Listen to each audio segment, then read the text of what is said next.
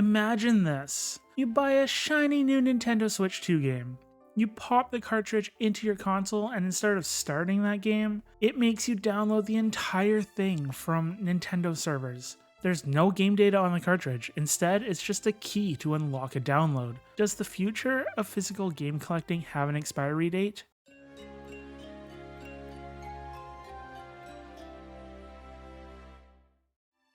I've been playing video games and JRPGs for over 35 years at this point. And over the years, I've amassed a collection of physical games. But with this game keycard system, it looks almost like that time might be coming to an end. Today, we're talking about Nintendo's new game keycard system on the Nintendo Switch 2. What it is, the positives and negatives of it, how Xbox and PlayStation have handled similar situations, and most of all, we're going to talk about what this means for the future of physical games and collectors. I recently made a post on Twitter talking about my own opinions on game keycards, and it seems like there's quite a bit of misunderstanding on what exactly it is and how they work. So I want to talk about them, to maybe make it a bit more clear and why this is going to be detrimental and possibly ruin the ability to own your own games, collect physical copies, and affect preservation of games going forward. But before we get into it, if you want to keep up with the latest gaming news and breakdowns just like this, make sure to subscribe so you don't miss a single video. With that being said, let's start with what a game keycard is and how it compares to the other big consoles. So what even is a game keycard? Well, a game keycard is just that. On the outside, a game keycard looks exactly like any other cartridge. It's red, has a label that looks exactly the same. The only difference with the physical cartridge is there's a little key logo in the top right, signifying that this card in particular is a game keycard. However, while it might look the same, the real difference is when you pop in a game keycard, you have to download the entire game from Nintendo's servers. So it's like a digital game, but unlike a digital game, you need to have this keycard in the system for it to play. None of the game data is on the card. It's basically a license cartridge to let you download the game. Traditionally, whenever you buy a game ever since the Atari way back in the 70s, you pop the game into your console and run it right from the cartridge, and you're done. But this isn't happening with the newest Nintendo console. With internet becoming more prominent, we have been moving towards a digital future, and I feel like this is kind of pushing us towards that. Now, I will go ahead and say that not every Switch 2 game is using these game keycards. However, most third-party games are using game keycards to save on manufacturing costs. This isn't the first time we've seen something like this before. We've seen shades of this with the original Switch and on PlayStation and Xbox, where you have hefty day one updates, but the difference was at least you could play the games without any downloads.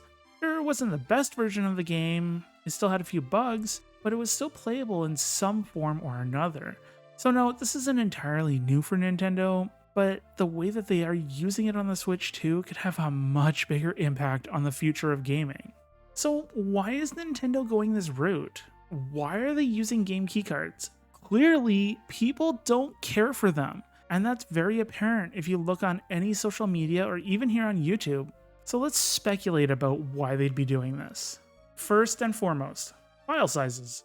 Games these days are substantially larger than they were 10 years ago. The Nintendo Switch 2 physical cartridge caps out at 64 gigabytes, and if something goes above that, you're going to be including a huge download before you can play it anyways. So at that point, you might as well just make the entire game downloadable.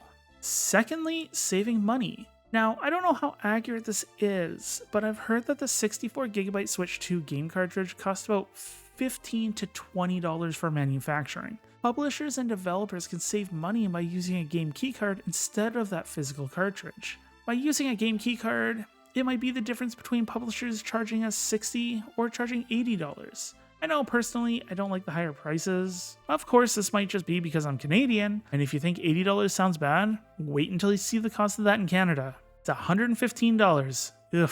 And lastly, I personally think it's to combat piracy. We all know how Nintendo is when it comes to piracy.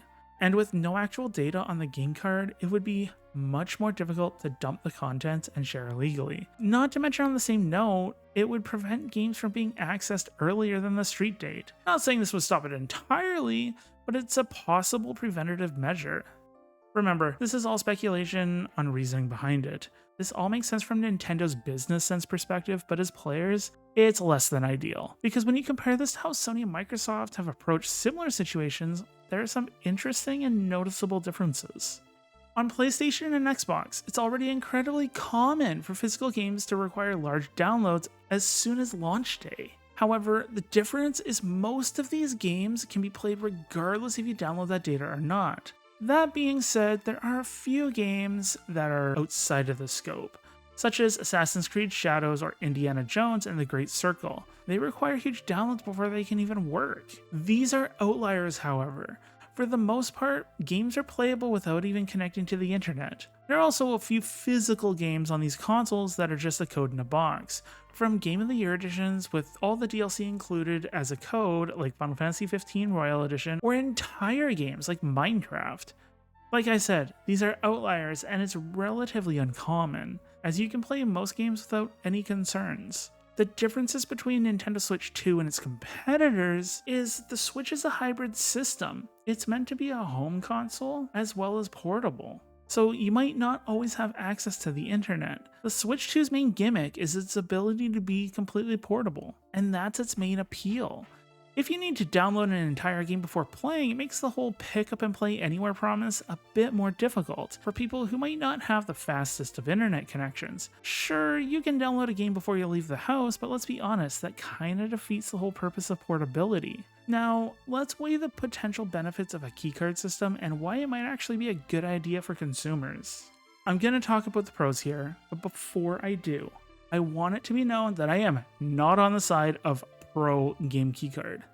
I dislike them, and I'm worried that it's going to push gaming towards an all-digital future. However, I'm a fair man, and I'm always willing to look at the entire picture as opposed to going all internet rage about how terrible things are. So what exactly is the positive about all this? First of all, as I mentioned, it has potentially lower costs. If developers decide to use game keycards as opposed to physical game cards, it could lead to savings for the developers and potentially lead to lesser costs for us, the consumers. Now that's a big potential because I don't see us getting games for $40 or $50 because of this, but it's possible. Unlikely, but it's possible. Secondly, we are no longer bound to the cartridge size limits. In fact, I'm sure this is being shown with games like Final Fantasy VII Remake Intergrade. There's no way that game would fit onto a 64GB cartridge. So having it on a game keycard was the only option aside from it being purely digital only. I'm not a fan of digital games myself because I don't feel like I own the game in any sense, so this is a little bit of a positive. But in turn, this leads me to my next positive aspect. So thirdly, you still have something to collect now. When you buy a digital game, all you have is a little tab on your console download list. It doesn't really feel like you have any physical ownership. At least with a game keycard, you still have something on your shelf that you can display. Sure, the game cartridge is empty, but at least it's a physical case and a physical cartridge that you can look at. Honestly, this is the biggest thing for me because I adore having a shelf full of video games that I can look at. I love just looking at my shelf and being able to look at a game case and think, I have so many memories playing this game. It sounds incredibly silly, but that's just how I look at it. I look at my games as experiences and memories as opposed to collector's items. And lastly, this is small and doesn't pertain to me personally, but after you're done with the game, or if you don't like the game at all, you can sell it. This isn't something you can do with digital-only games. Since the game keycard isn't tied to your console, you can still resell the game after you beat it if you so choose. I don't ever sell my games no matter how bad they are, but if you want to, you can lessen the cost of the next game you buy by selling your game keycards. Now, these benefits depend on Nintendo for the most part, and that's where the potential drawbacks come in. So let's get into the cons and the negatives of game keycards and what has me personally concerned. First and foremost, I am concerned about actual ownership and the servers. Game keycards, by their nature, are reliant on Nintendo's servers. What happens if the servers go down? Do you now just have a $60 hunk of plastic that is all but useless now? We've seen previous servers go down with Nintendo already. The DSi shop, the Wii shop, the Wii U shop, and 3DS shop all went down and they're inaccessible now. What happens when the Switch and Switch 2 servers go down? Secondly, this kind of ties into the previous statement, but what about game preservation? Physical media has always been the best way to keep previous generations of games playable years later. If there isn't any data on the game cartridge, who's to say that it's going to be available 30 years down the line? Like, if I want to go play my copy of The Legend of Zelda: Link to the Past, I don't have to worry if Nintendo's servers are up so that I can download the game to the cartridge. You can easily archive a GameCube or Super Nintendo game.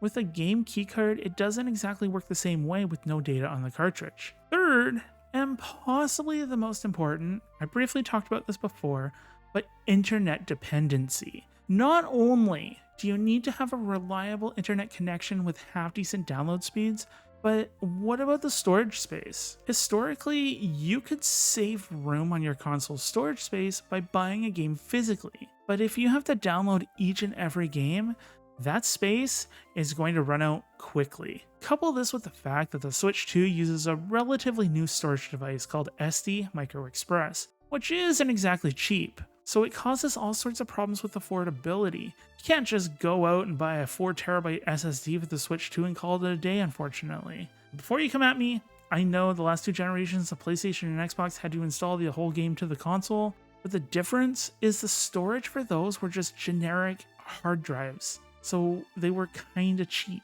And lastly, the collector's value. It feels as if the last 20 years we've been getting less and less with each new physical game.